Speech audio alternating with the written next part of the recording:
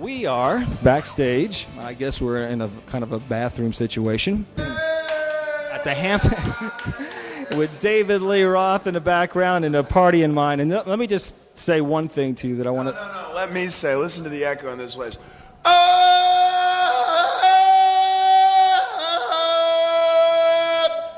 Yes, indeed, friends. This is Diamond David Lee Roth, hopping and bobbing and popping with the best bet for the boss. Beat at the top of the pops. Smash, go, baby, with the timely tunes for those with the textured taste. Shout, Dave, no time to waste. Question number one. This is his first try. It was a year ago in Raleigh, North Carolina. This man that sounds like he could be on Top 40 radio right now. We had, I have to say this. You got to let me say this. You played at an outdoor concert. And you played at an outdoor concert with some heavy names, and one of which was Boston. Well, the temperature was 98 degrees, but Van Halen blew everybody away. I mean, people were passing out from the heat in Raleigh, North Carolina, and I can recall people talking about it, that no matter who played, Van Halen was an experience. Now, I was there, and I want to tell you something. That somebody who can go out 98 degrees in the sun was in your face, you started asking people how many people were partying, you had so much enthusiasm. I just think that's fantastic, man. Well, you got to understand that one of the main things about being in Van Halen is when you get on stage, and you start to play, by the second song, regardless of whether it's indoors or outdoors, that it's going to be 110 degrees by the second, third song, and that the air is completely different up there, you know, and you get up there and you're not really thinking, it's like you feel like an animal, you know, and it's really beside the point whether it's a big show or a little show or indoors or outdoors. It's all kind of the same ball of wax, you know. The energy that you project on stage, it's one thing to say that somebody can go out there and rock and roll, but you can't fake the motivation behind that. You know what the motivation? You know, like everybody plays air guitar these days. You know, everybody's got a good song comes on the radio, you start to accelerate. I do the exact same things in the car, man, that I do on stage. That's why they don't let me drive for 9 months out of the year. And it's like, you know, same thing. Because like I can play air drums and be an air singer and air guitarist. You know, you fake it, you have a good time, and you say you play. You know, you don't work music, you play, and that's what Van Halen's all about, man. I'm just having a good time. I can picture your mother giving you a hard time, telling you to make your stereo lower. No, what my parents told me is when I was about 8 years old. You know, I'd sit at the table with company and stuff, and we'd eat dinner, and I'd get the blood sugars going, and I'd start to ticky-tack with the knives and forks and sing, you know, commercials off the television and stuff. You know, you remember that special chocolate your friends would always ask to share? You could never have just one bar. You could call your own, but there's 2 whole chocolate almond peanut bars in every peanut bar almond joy. Here's the chorus. In almond joy, you can share half and still have a whole scene. Almond joy. And like they say, now don't worry about David. He's only doing Monkey Hour. And as you can see, like, I've turned Monkey Hour into a career. Well, you're like, right now it's like watching a cartoon, David, watching you. I was going to say the same thing about you.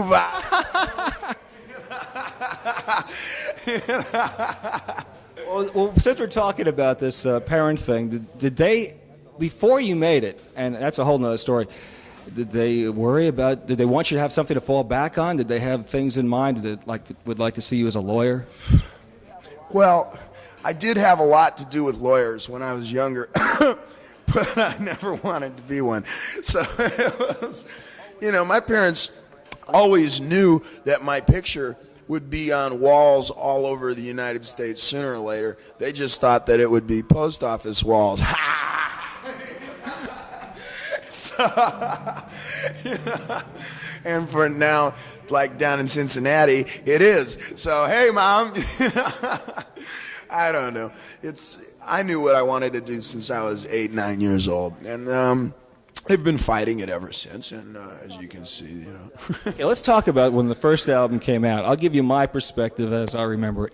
The first thing I noticed is that this was during a time as opposed to now with all these new groups and new wave music coming out, which is a really healthy thing in itself. But when you did it, it wasn't that easy. For example, to hear You Really Got Me on Top 40 radio, or to hear it on FM radio in a lot of cases where the Top 40 scene was happening, it was an accomplishment because you did it when disco was supposedly hot, and you really did so much for the music scene. To hear Van Halen on AM, FM, afternoon, nighttime is an accomplishment. Well, I think if it is an accomplishment, whoa, the door is open. I think if that is an accomplishment, the reason it was accomplished is not so much because we wanted to go out and help music, but basically Van Halen really wanted to go out and get some money to buy some motorcycles. And I think that this is something that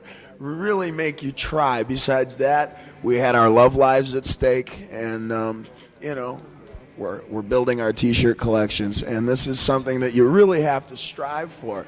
And even as I speak now, we can see it starting to take hold out in the hinterlands amongst the innocent villagers as they flock from the altar of the arena back into their homes. And even as I speak now, right now, there's people at home, in bed, under the covers, with a flashlight and a Van Halen program. Absolutely.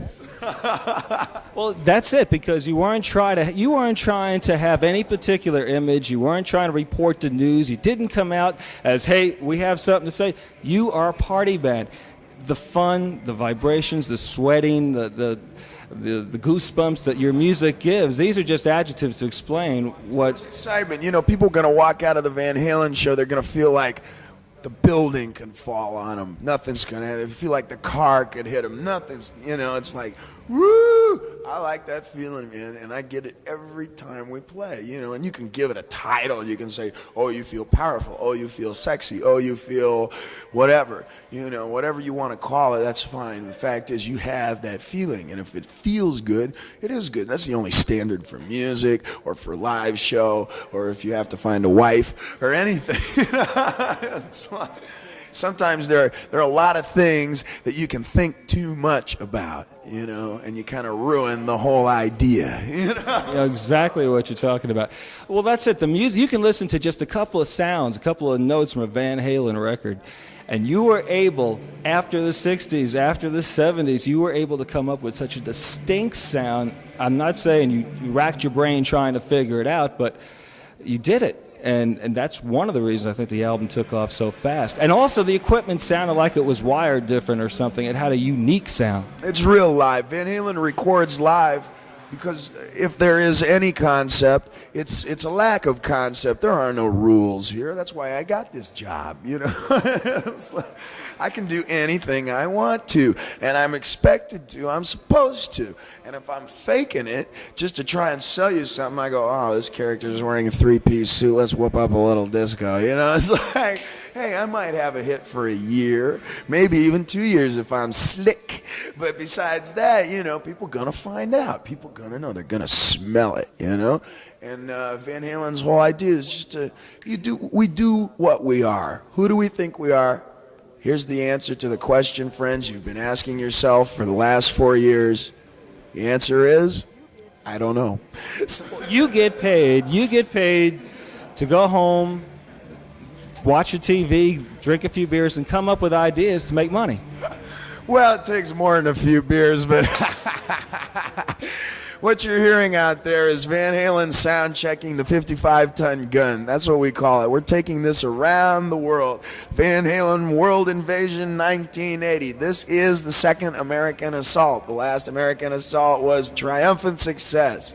How about the TV? How about the movie? You have a Van Halen movie, don't you? Yes, sir. Vindi Vidi Vici. We came, we saw, we partied. And it's like, well, Van Halen represents a lot of people. And, I'm not going to go into what kind of people it is or what they do at night or if they go to sleep or what time they go to sleep if they do go to sleep, and et cetera, et cetera. But it definitely conjures up a certain kind of everybody's got a little bit of Van Halen in them, man. We're just here to bring it out. Well, on the subject, Beautiful Girls from the second album, Van Halen 2. Oh, yeah, that's another thing. That has got to be now one of the most famous. I think in parts of North Carolina, they've been making noise like that for a while. But I mean, it's your trademark. It's one of your trademarks. I think it's great. Voice, man. Voice is the primary number one instrument because everybody plays one. Can you dig it? I knew you could.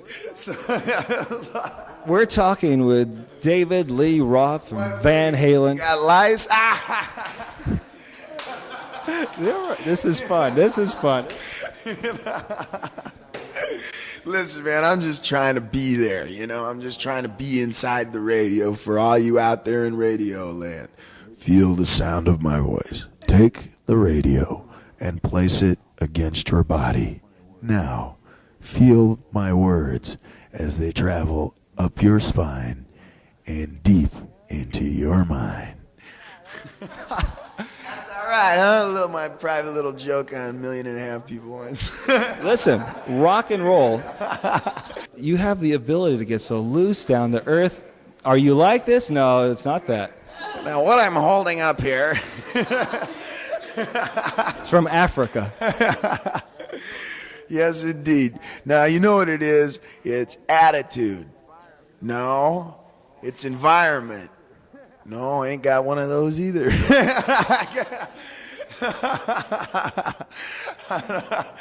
The reason I consented to this interview is because I did want to tell the public, and this is the first official word that is coming out of Van Halen headquarters, and it's the plans for our next album. It's going to be a 15-volume edition with accompanying text. It's sort of a disco, punk, flamenco, new wave religious effort. And the whole idea is that we're all working to put the crew through finishing school, you know. Okay, let's see. Here's a song maybe the churches might like to hear something about. I don't know. Let's just listen to the titles. And The Cradle Will Rock, which is really, okay. Everybody Wants Some. Okay, let's talk about that song. There we are, religious philosophy. It's like Take Your Whiskey Home.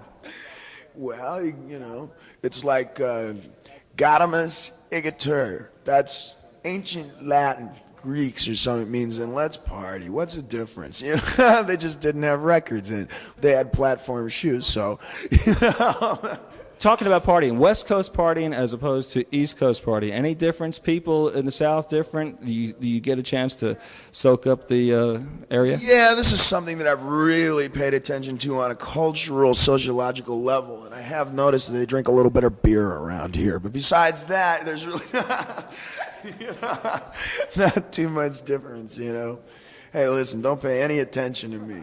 My manager doesn't. David Lee Roth, we're talking with, and we're right now about 2 hours before they go on stage, maybe 2.5 hours. About a half hour before I start on the bottle, you know. We brought that already. There is a difference between West Coast and this part of the country partying, in that in the West Coast, I think they drink a little more tequila over there. And the thing that you really, you know, that I really like about tequila is that, you know, well, you know, I like a woman who knows what she's doing, man, because after about a half a bottle of tequila, I don't. They put something in that. They put something in addition. What is it, mescal or whatever? There's something. Cactus. It's made from cactus. It gives you that wild buzz. Just like the covers from our album. Hand me the cover from that album. I'm going to tell you something that very few people know here. I'm going to expose this. Now, this album cover, I'm holding up the Women and Children First Van Halen album cover. This is a brand new issue, a reasonably new issue. And I'm holding it perfectly flat, gravity-wise, to the floor. Perfectly flat on one hand, face up. Now, if I were to take some sort of vegetable matter or some sort of, I don't know, some sort of plant material and crush it up right into the center of about a dime size worth of the middle of the album, and then slowly tilt the album to the right hand side and thump it from underneath, all the little seeds are going to run right out of the vegetable matter. All right. All right. People ask, well, Dave, what do you do with all your money? Now, we took a lot of time and a lot of effort to develop this. This is something that we wanted to give the people. Wouldn't it have been better if it was a double album to clean the seeds? Well, most of the people that I know, man, can't afford that much vegetable matter, Jack. I don't know who you're hanging around with. Maybe you're hanging around with Banaka Jagger, but... You know, come on. Are you always this crazy? Are you always this crazy? Dave and Lee Roth. Are you always a prisoner of the fourth dimension? What do you do to unwind? Volleyball at 8. All swimmers report. Who's one of your favorite comedians? Who makes you laugh? Who can really crack you up? My manager, the agent, you should check these guys out, man. When they get together and they start setting up my career, I can't believe it. My manager is great, you know. I say to him, Mange, you know, he says, yeah, sing. I says, look, let's take a tour. He says, where do you want to go? I go, how about the South? He goes, no, too little. I go, okay, let's give it the United States. He says, right. Gets a bunch of darts and he puts numbers on each one, closes his eyes, does the full Stevie Wonder and throws them at the wall, man. And we go from dart 1 across continental United States down to dart 2 and back up to dart. Well, you're doing one of the most extensive tours. What? The darts. How many? I mean, finished 3 months ago, man. We have 2 guests here. Nice to have you along. Thank you. Yes, indeed. Tina. Will you just let me just ask a couple of questions here. Why don't you pass this over here to David? Street here. I just as a Van Halen fan, just you relax a second. Let me talk to. As a Van Halen fan. I don't know. I always I look at their album, you know, their second album, and I always look at him on the back cover, and I just want to, I don't know, jump on him or something. How about you? It makes you get involved with the sound. You can tell when he screams, I know it's him. Yeah. Did I do that right? You want to scream all together? Here we go. Now what you do is just think about sexiest thing you can, and on 3, 1, 2, 3. Feel better now, huh? Yeah. Are you usually in a party condition when you hear the music? Yeah. How about you? Most of the time. I use your music when I want to either do something, let's say I have to clean up the room, exercise, something that involves energy. It's a good, clean, natural speed, you know? Shot! You know, it's actually basic concept, you know? Amazing. If you have never seen, this is an amazing interview. Okay, let's. Hey, good people, good food, good company. What else do you need? Do you have your next album already in the can, so to speak? You want to hear it? But it's concentrated. I don't know what we're gonna do. God, now you make me think. Call me tomorrow. We hear music from Van Halen that's dependable, you know, enough variety to keep you going, but that's that constant rock and roll, which is the tiny, almost seemingly fragile thread of sanity at the breaking point constantly as we play out our lives against the steamy backdrop of the South at night. Absolutely. Tonight. Don't you think that's what really ties it together? I mean, metaphysically speaking, man. Don't you? You know, like well, that's a very deep subject. Well, yeah, all right. Hey, look, you know, you want something heavy? Call my probation officer. You know? Oh, we don't want. You know what it is? There's something that binds us all together. For me, it's drugs. I'm